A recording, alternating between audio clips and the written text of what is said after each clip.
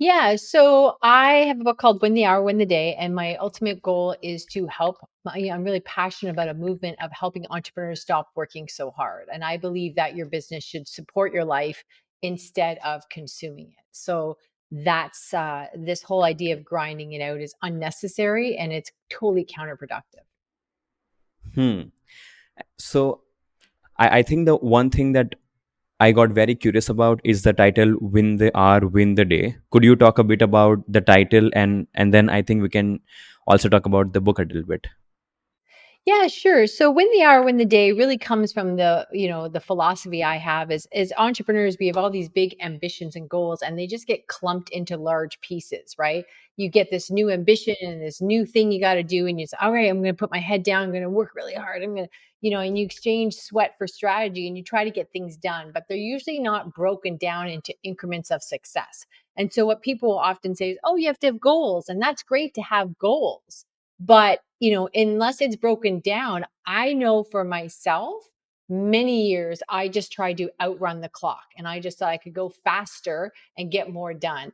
And so when I started really using my calendar as my time bank account, I really started to see, a difference in what my resources were. And so that's where I come with, if you can win the hour, you can win the day, but you do need to break things down and really lean into using your calendar as your time bank account. That's a very interesting idea to think of your calendar as a time bank account. Could you share, because I have this question: when you're running your business on your own on a day to day basis, how do you, number one, think that you should write a book, and once you do write, how do you probably manage the operations of the business and also the time to actually research about the book and eventually write it? Like how do you make that switch? Okay. So that's an excellent question. So, what I encourage you to do is to think of your calendar as your time bank account. And what that means for me is this: there are things that most people do every day in their business, but they don't put them on their calendar. They're like, oh, yeah, I know I have to do that. I don't put it on my calendar. And I would argue that is very similar to saying, yeah, I have a car payment that comes out every month, but I don't count it because it comes out every month. That money is still gone and that time is gone on your calendar. So, what I encourage you to do is to put items on your calendar, not just external forces of outside appointments, but your work on your calendar, because you may be going into your workday thinking you have 8 hours, but you may only have 5. Hmm. So that makes a lot of sense to me. So to that, I have one more question, right? So for example, I personally use a to-do list, as and I only use my calendar to, let's say, a show like this one, when a third party is, like, another party is involved.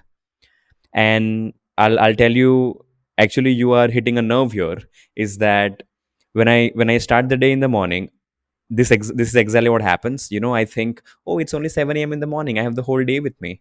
And then it's 4 p.m. in the evening, and I'm not even done with like 3 of the to-do list tasks. And this happens every day. 100%. Because a to do list is an excellent way to add stress to your day. What it is, it's a rotating cycle of emergencies. Until there's an emergency, it doesn't rise to the top. But a to do list has nothing to do with, time. What it is, it's not chronological order. Okay. It doesn't tell you how long it takes, it's not sequential. So then you're given this false sense of, and then you think, I'll just bury through the day and get this done, but you don't know when you're off course. You don't know that the next thing takes 2 hours and the three you did off your to-do list took 20 minutes, right? You cherry pick as well. Make sense? So what I would tell you, this is really important point you're bringing up. You, like so many other people, are using outside forces to dominate your day. External forces are on your calendar. I have an appointment with somebody else. They'll be here. That's fine. And then you just hysterically jam all this to-do list in between your appointments. And no wonder you're not given the sense of accomplishments at the end of the day. You have no idea where you are. And tomorrow you start the race again, just throwing this to-do list up in the air and juggling emergencies. I feel you. That happens Yeah. almost every day. And Yes, it's what I do. I work with people like you. yeah, yeah, This is yeah, what I yeah, do. yeah. And the I'm learning problem right with now. people, yeah, the problem with people like you is you look good on paper. You may have a podcast, you may have a book, you have these things, you've got clients. And these are the Yeah. people that I work with because you look great on paper and your business is, is maintaining itself. However, when you add all the hours you work, if you do the math, it's some bad math because the more hours you work, the lower your hourly rate goes down. So Hmm. you're usually the clients I work with are not where they thought they would be at this point in their journey. They're like, wow, I've been doing this 10 years. I do have a sustained business. I do feel proud of that, but I'm working way more than I thought I would be at this time. Hmm. So, just like myself, even you might have faced this problem before. So, what was that event, or when you went, you know what, this is a problem, I need to solve it? So, what really inspired you to solve this for yourself first and then for everybody else? Yeah, so that's a really powerful question. So for me, I was doing this for about 2 years and I was exhausted all the time. And I was starting to realize that I was losing some of my charm. Like when you're working 16 hours a day, you're not as friendly as you want to be. You're a little bit irritable. And my husband was saying I was always stealing from sleep, getting up earlier and earlier and staying later and later. And he was my biggest fan, always encouraging me. And I was finding that I was getting short with him and I was impatient because I was just so tired all the time. So I thought, I can't sustain this. I can't do this for another 10 years. This isn't fair to the people who are cheering me on. So I did go from working 16 hours a day down to 6. It did not happen overnight. It's a whole story on its own. But that was the turning point for me where I was like, this has to change. I can't do this another 10 years. Hmm. Then I move ahead, the second part of the story, which is a really important thing you asked because you asked, why did I do it for myself and why did I do it for others? So for me, what happened was I had made some significant changes. So I was no longer working 16 hours a day. And that, I had a business that supported my life instead of consuming it. Luckily, I did that because it was a couple years after that that my husband had been diagnosed with colon cancer. And I was pulled away from the business for about 2 years. When I returned after his passing, my existing clients had no idea of my absence. I was a marketing strategist. They did not know I was away. The local business community did not know. It was just not something that we wanted attention for. We just navigated his journey in a very positive way. So when they started asking me, like, Kris, we don't get how you were away and we didn't know.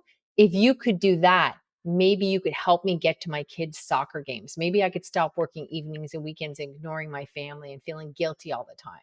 So that's when I started working with them under that capacity. And I started to realize there were so many people like you that look good on paper, but they're the last ones to go to bed and the first ones to get up in their family and they're missing life. And so that's when I said, hey, can I create a movement where your business supports your life instead of consuming it? And I started with my book, Win the Hour, Win the Day, so I could reach more people. Hmm. That's really powerful.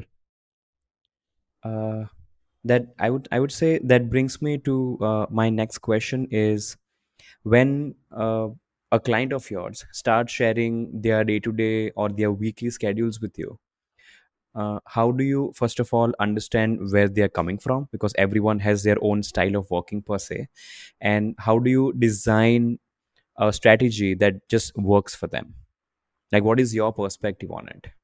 Well, that's a great question. First of all, everybody thinks their business is different, and it's like, oh, I do this differently. But mostly, what you would be surprised how similar you are to a whole bunch of different people that are just flying by the seat of their pants and trying to keep up.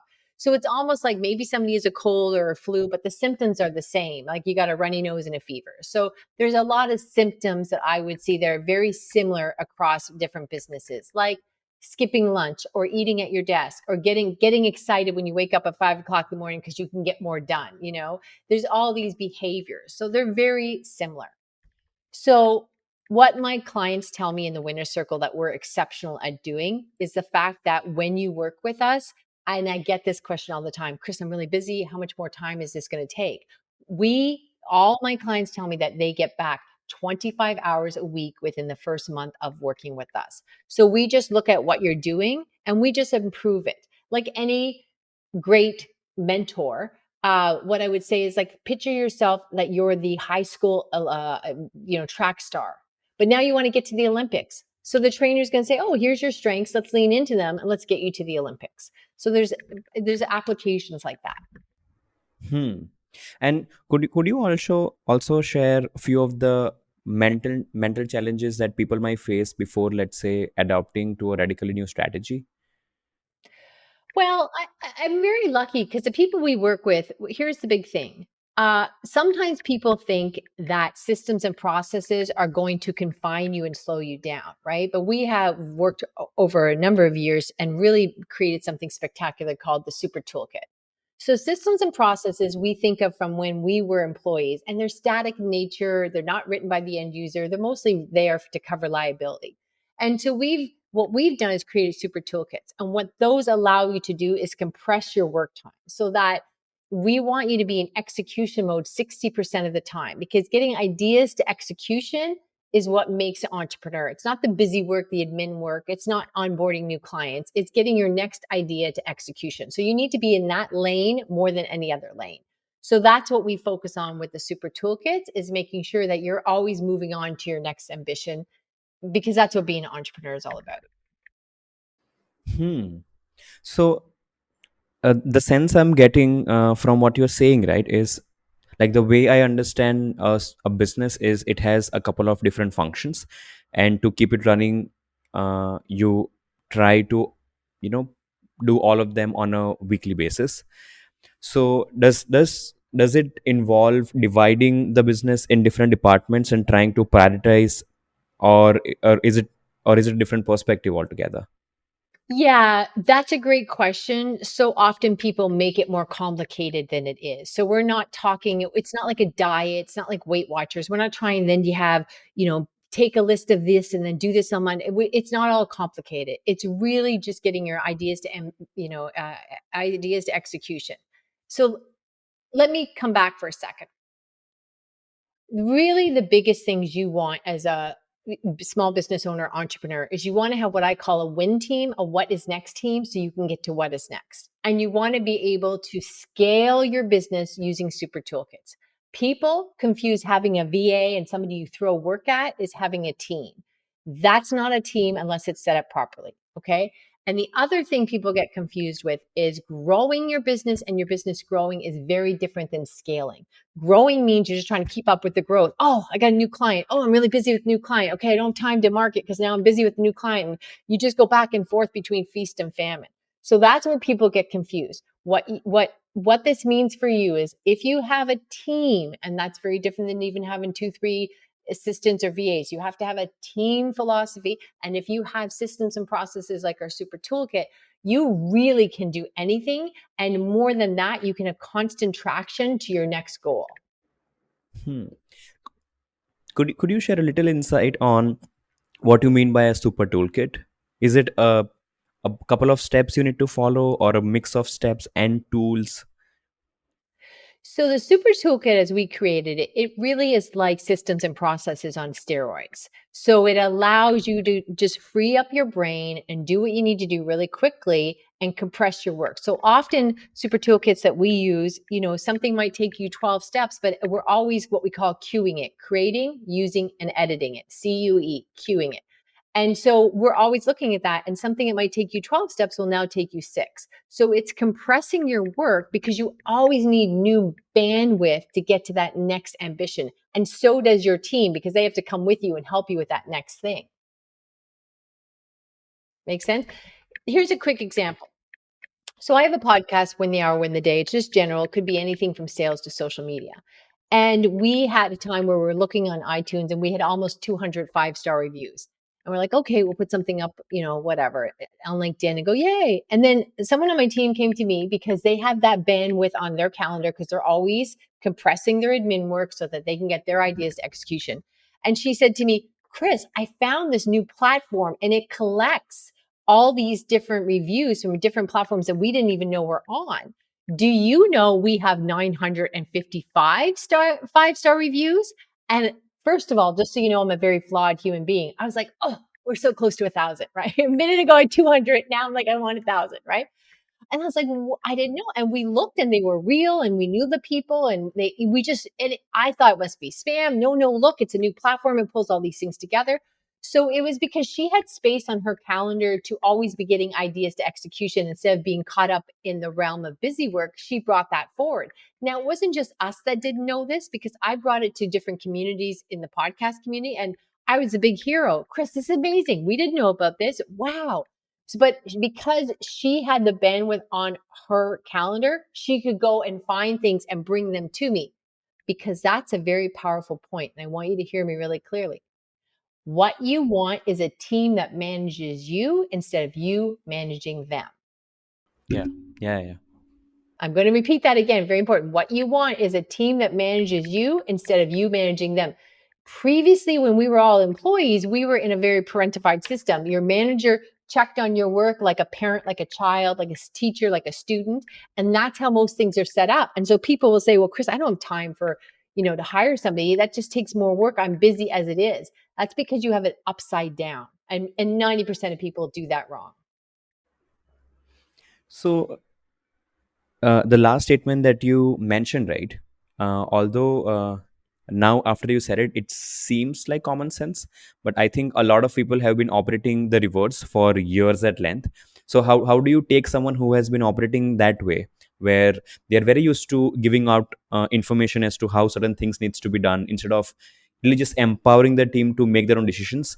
How do you take someone like that and kind of just flip them, you know?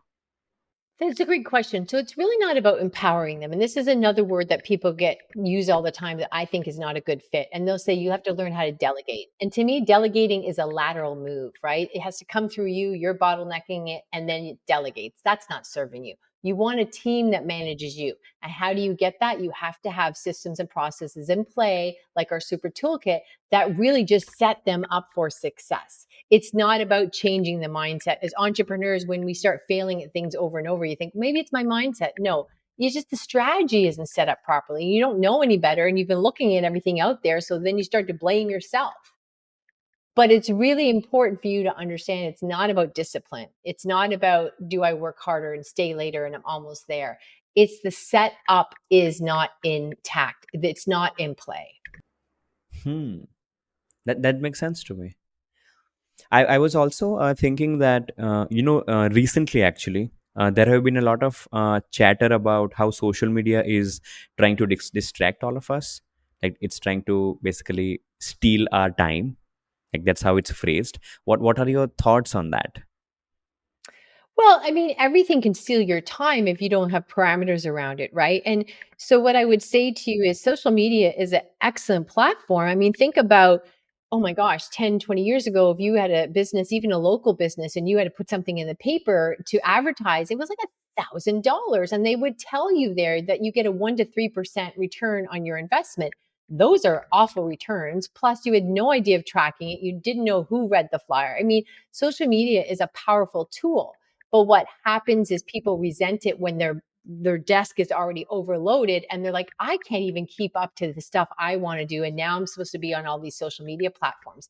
So again, what they're doing is they're using sweat over strategy. They don't have an infrastructure. They're trying to keep up to a growing business, but they're not scaling their business or leveraging their time.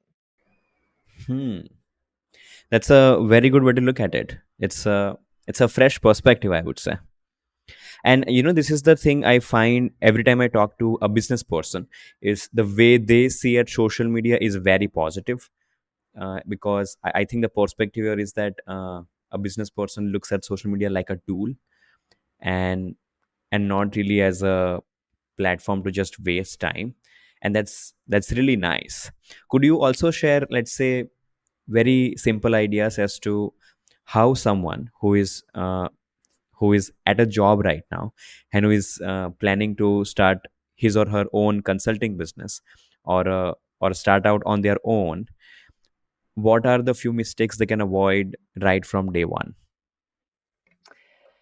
That's a great question. So I think the biggest misunderstanding people have, whether they're new in business or in business 5 years, is I know I did this. Is I thought once I got to a certain level, then I could afford the help. Like somehow there would be this magical level that I got to, that now it's like, oh, now things will just, I'll have this infrastructure will fall into play and I'll have this team.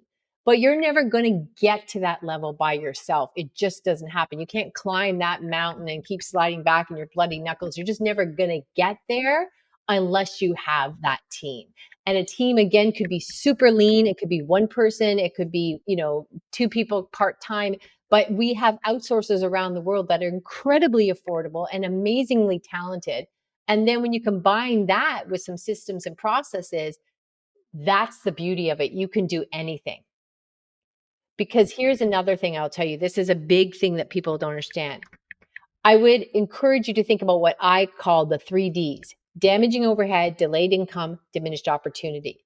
And so many times people will say, you know what, I'll do that myself at the end of the workday at 5, 6, 7 o'clock at night. And I would encourage you to think about if you could sell the service for, let's say, $100, and you're doing that admin work and trying to save money at night.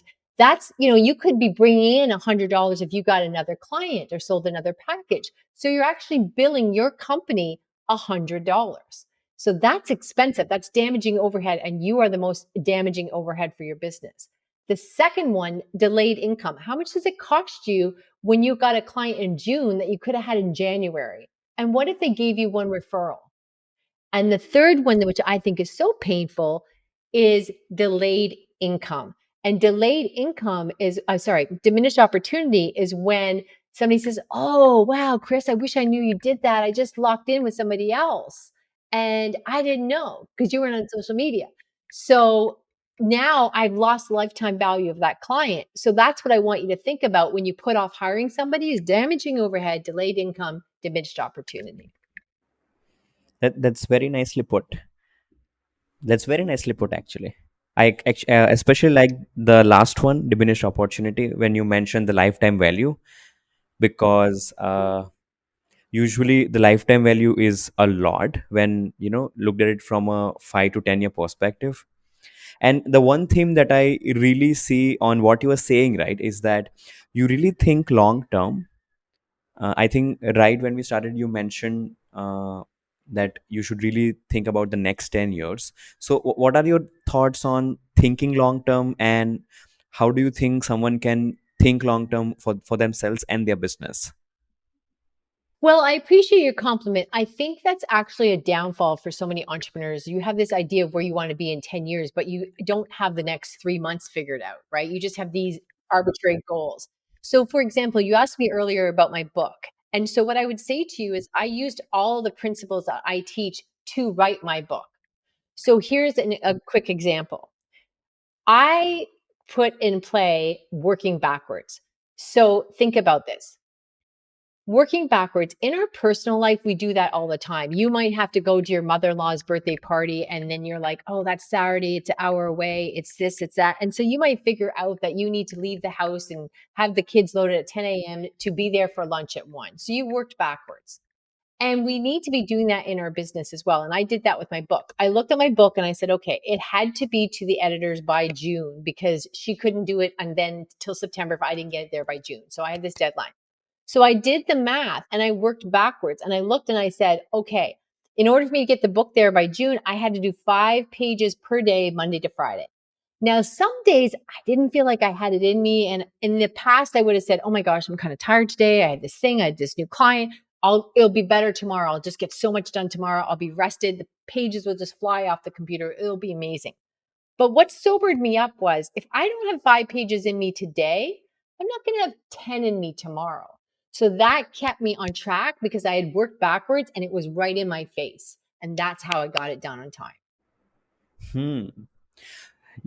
I would like to say this, that you are someone who has a lot of enthusiasm, and you are very focused as to what you really want to achieve.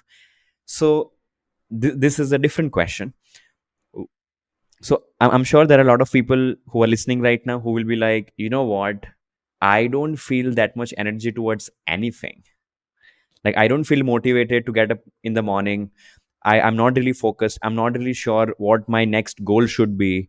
So how can someone navigate through all the chaos of options, and like try to make a decision as to how they can really move ahead with what they really want to do? I think what you're talking about is overwhelm. And I see Hmm. things online all the time about entrepreneurs That's and, very accurate. grind it out and don't be lazy. I've never known an Yeah. entrepreneur to be lazy. I think what you get into is overwhelm. So I think that you Hmm. have a lot of dreams and then they get squashed because they keep moving further away and you get Yeah. discouraged and then you lose your motivation. Like, I can't even dream about this. I tried the last three things I didn't get done. So, Yeah. what I would tell you is that's what happens. It's really about putting things in play, like the Mhm. super toolkits, like your win team, so that you can get your ideas to execution. And I assure you that you will not run out of ideas. And I am assuring you that you will have more energy and just be lit up and have fun because your business Hmm. should be fun. Otherwise, why did you leave that last job you didn't like?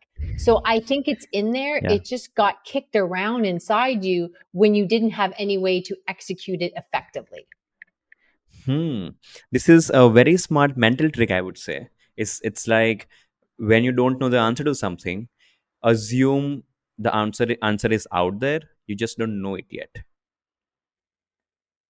Well, I don't know. I don't I think the answers are there. I just think you're so buried in the work, you can't see your way out of your, you just buried under the work and the chaos.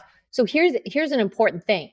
If you hear yourself saying, you hear yourself saying, once I get past this next thing, things will be different. That's ding, ding, ding, ding. That's an alarm because so many small business owners and entrepreneurs, oh, you know what? This is different. Once I get past thing, when I get this new client, oh, once we get past Christmas, once we get past this, things, I just have to fix a website. Things will be different. And it's not going to be. You need to have it set up so you can get your ideas to execution continuously because there will always be something else. There will always be an interruption. I mean, here's a quick example. For my team, we have somebody that worked with us for a couple of years, Kazel, social media manager. She's excellent. Well, she's going back to school full time to college. Other people that would devastate them. What are you going to do, Kris? She's so great. She's been with you 3 years. That's no problem. We have a process and for hiring, training, and onboarding, which we do with our clients in the winner's circle. We have like a 90% retention rate. We just went out, got somebody else. We have the super toolkit set up. Kazel trained Mora was up to 80% capacity in a week. It was no big deal. And because there will always be something, but we're set up for that. Hmm. So I would say I would like to move your focus a little bit to things outside of work. When let's say uh, so working on your business is one aspect of life, definitely, and I think the whole idea is focused on creating more time so you can do other things. I i, I also have felt that a lot of times, you also have to educate people who are not in your day-to-day work, like your family, your friends, or your partner, for example, or your parents. So do you have any advice on how they can be more supportive, or how they can be educated on how you are trying to make changes to your lifestyle when it comes to work? Well, I think change always starts with you, right? And so I had to understand that. I mean, people, my husband used to say to me, my gosh, like I'm trying to walk through a door before I open it. He was always saying, slow down. And I finally learned that I had to slow down to speed up. But I do think change starts with you because when he would say things to me like, you're working too hard or you're staying up too late, you're going to make mistakes, I think, you don't understand. Like, you have a job and I'm building this thing. And also because he was so supportive, I didn't want to fail. Like, that I quit a job to do this. But I did make mistakes, which of course I never told him. But anyhow, so yes, you change comes from within. So what I would tell you is this idea of grinding it out does not work for you. I would encourage you to treat yourself like a business athlete. You have to be fed and watered and exercise and take care of your health because your body, your brain is the machine. And when you drag your tired self into the office in the morning and you haven't slept properly last night or the last month, it's like being hungover and you definitely make mistakes. And so how do you deal with negotiating with your team members as well as your friends and family about your work schedules? Like like for example, we talked about looking at your calendar as a bank account, right? And I really like that idea. So when you are working and when you schedule everything, it kind of makes sense. But if you try to schedule time with your friends and family, not always they like that idea. So how do you think, one can navigate that? Well, I think you're still coming from a perspective of a deficit, and I don't have that deficit. So I believe in having summer hours, school hours, so that you have longer summers and Fridays off. I'm in Canada, it's warming up now. So I cut out early to go to bike rides, very often, and I have family coming. So you're coming from a position of that I'm still struggling at time deficit. And I'm telling you, you don't need to live like that. So when you don't live like that, you don't have these conflicts with your family because you are available, you are rested, you are showing up, and you're showing up with full attention, not sitting there smiling at them and then thinking about work. Yeah, that is true. That is true. So how do you, let's say, take a guy like me and move him to a place where he is not coming from deficit? How do you create that? Well, again, what we would be looking at, just to be blunt, there's only one way I know how to do it. And it would be, we work with our clients on that. That's what we do. That's the magic of what we do. And as I said before, we would help you set you up with your win team. We would set you up with systems and processes like our super toolkit. And these things just take care of itself because everybody leans into, I got to be more disciplined. I have to be more structured. I have to be more organized. And I will tell you, those things work against you. First of all, discipline fatigues you, it wears you down. Being more organized is not always a strength because it's you just keep organizing yourself. It's almost like taking a screwdriver and stripping a screw. You don't change the infrastructure, you just try to get more and more organized, right? And so those things are, listen, if hard work was the answer, you'd be where you wanted to be by now. So you've tried all those other things and you are a smart person and you have worked hard, but you're not exactly where you want to be, or you may be there, but it's costing you too much. And so clearly what you're doing has got you this far, but it's not going to get you where you want to be. And a year from now, you'll either be in the same spot or you're going to be more tired because you've been doing this longer. That makes a lot of sense to me, actually. Yeah, yeah. I actually was also thinking, since you wrote a book, you have a habit of writing. Could you share some insights about your experience with the power of writing, and do you write on a regular basis to clear your head, or how do you go about that? I do write on a regular basis because you have to have blogs and posts and things like that. And what I would tell you, this might surprise people, is I just go into Google Docs and there's a tool, and then you can just hit it and it's audio. And I generally, what I do first is I talk because we sit down and we try to write and it becomes very dry and it's not good writing anyhow. Because one of the biggest compliments I get about my book is it's an easy read and it's very conversational. People want to read as if you're talking to them. But we all went to school and then we start typing things out very formal. So the first thing I do is I do an audio transcript and I just talk. And then somebody on my team puts it into sentences and stuff. And then I edit it. So, first of all, even if you're a great typist, you're typing 50, 60 words per minute. We all talk about 120 words per minute. So, it's more effective. It's easier on your shoulders. It comes out with better content. So that's a little hack to get more writing out of you in a much quicker and easier way. I would also would like to ask about your research process, as in, how do you go about research? Do you have people to help you with research, or is it something you do on your own? It depends what I'm researching. So what I might do in the case of my book is I went out, I was, it's what I do. So I had been reading books for years on this and I had been studying myself. So in that case, I just take all the stuff that I've highlighted in my iPad and I just relook at it and just, I put like a good essay, I put the framework of the book out first. And then I figure out, how many stories do I need? How many stats do I need and stuff. But again, mostly people want conversational stuff. So research sometimes can go to heavy things. When we think we have to write a book and it has to be based on research, that can still lean into an old style academic.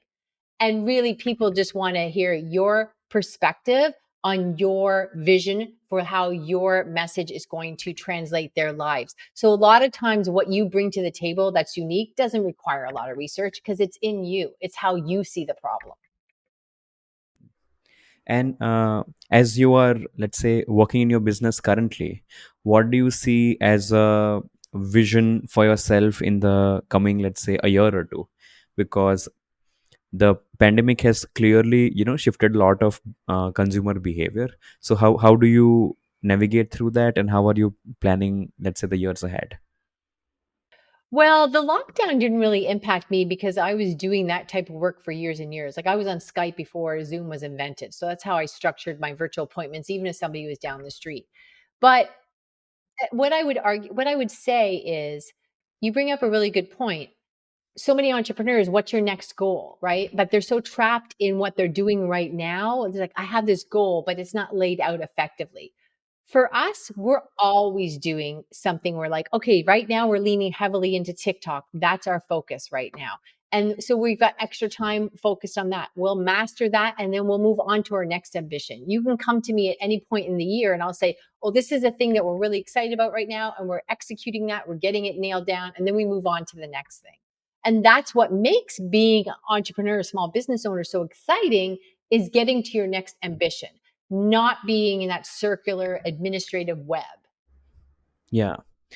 So I think this brings to another question that just came to me is, how do you constantly keep on coming up with new ideas, and how do you not get exhausted by being creative? Or is it just is it something that naturally comes to you, or do you have a perspective or routine in place to constantly come up with new ideas?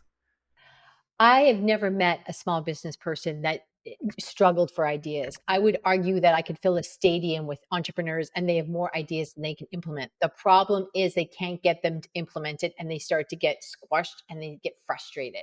Ideas is not the problem, execution is the problem. So I don't lack ideas. I know you don't lack ideas. It's the execution that squashes the dreams. Which brings me to the next question: is, when you have so many of them, how do you really, number one, decide that this is the one for right now, and this one is for later on, for example? How do you do that? Yeah. Well, when you're leaning in and using the super toolkits, it really allows you to see, oh, this is the fastest one to the cash. Let's get this done. And this would be done. Kind of like, this is going to sound silly, but sort of like something simple. If you're making dinner for your family, it's like, okay, you know what? We need to put the roast on first because it takes the longest. While that's cooking, I can be doing this.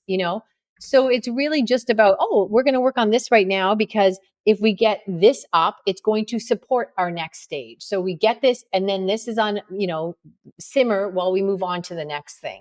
So it's not a problem. You're just still coming from a position of, I've got all these dreams, nothing's happening. And so how do I pick? But when you can execute at a high level, you get an idea, you execute it, you move on to the next one. It's no biggie. Hmm. And does it happen that sometimes it might not really work out the way you imagine, and you had to like decide that, what, I need to move on to something else, and this is not really working out? Does that happen? Yes, it happens. But that's the best part is when you have, well, I will say this for sure. We could do it. Oh my God, I could come here every Friday and tell you things that didn't work out. But what happens is with the super toolkits, two things. I do hear from people, my colleagues, that we get they're like, Kris, I started TikTok at the same time as you. How come you're doing better? Well, because we have these super toolkits, and the super toolkits allow us to build on our every day on our success and eliminate problems. So we never have to relearn things. We never have to, oh yeah, we learned that last week. We can just build on our strength and get ideas to execution really quickly. So if it's going to fail, we're going to fail fast and then we move on. And that's what you want. Oh, you know what? We've got this in play. It's not working. Let's move on to the next thing. Whereas when you don't have systems and processes, you think, oh, well, maybe I was tired, or maybe it's because we didn't do this. Or there's a lot of maybes and you're chasing fog, right? But with systems and processes, you can say, this is failing. Okay, great. But then you also lean into strengths. So, for example, using our super toolkit, when I used my super toolkit to launch my book, we went back and looked at it when we were launching my Win the Hour, Win the Day podcast, and it was very similar. We just used that and we made some tweaks. Oh my gosh, this is great. Okay, great. Excellent. So it will lend itself to other things that don't seem similar. So you're not reinventing the wheel or going, oh yeah, I remember when we did the book 2 years ago, we had that same problem. You're not relearning or remembering. A business should not be run on memory. That makes sense. So when you say not relearning, does it mean that when there is a new member who joins a team, they are, let's say, given a set of like a guidebook or a rule book that you have in place, or is it more like a verbal training session where you're teaching them how to really operate within the team? Yeah, so I think you're talking about a couple different things at once. First of all, training is very different than super toolkits. So think about it like this. I maybe I hire a carpenter. When he comes to work for me, I build tables. When he comes to work for me, I will say our tables are these measurements. I'm not going to train him how to be a carpenter. He knows how to use a saw and a hammer. He knows how to do stuff. But here are the measurements for the tables we make. So that would be a super toolkit he would follow. I would not be training him. So people confuse training with systems and processes, and those are two different things. And that's why it gets all muddled because they're trying to do them all at the same time. Right. So that's a big problem there. But like I said earlier, I brought somebody on and she was up to 80% in 1 week.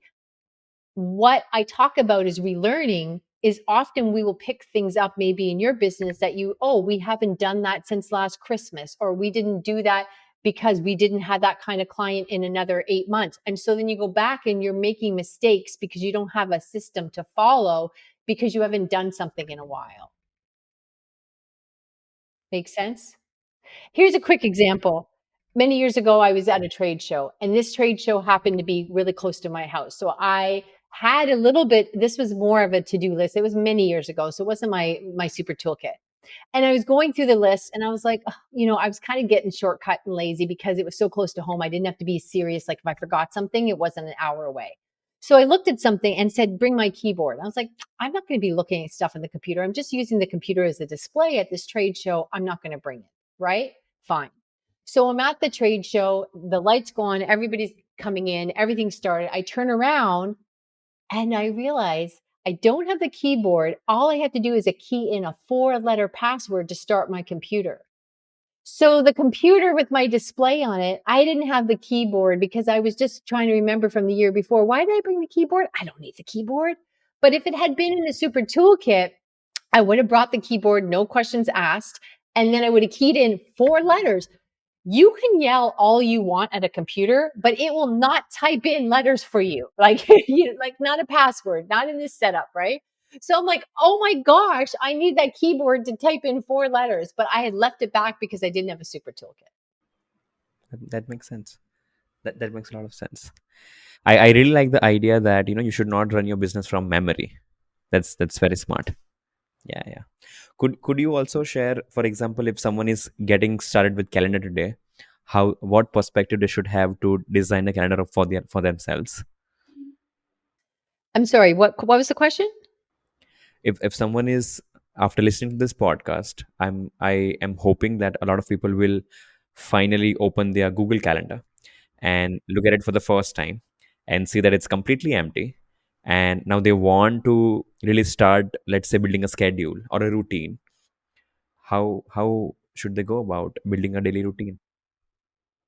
That's a great question. When you're planning your day, what you want to do is you want to do the work that requires the most attention or focus the first hour because you are starting the day refreshed. Okay. That's where you should be. You shouldn't be starting it tired, but I believe, and my clients in the winner circle, we start the day refreshed and we leave fresh.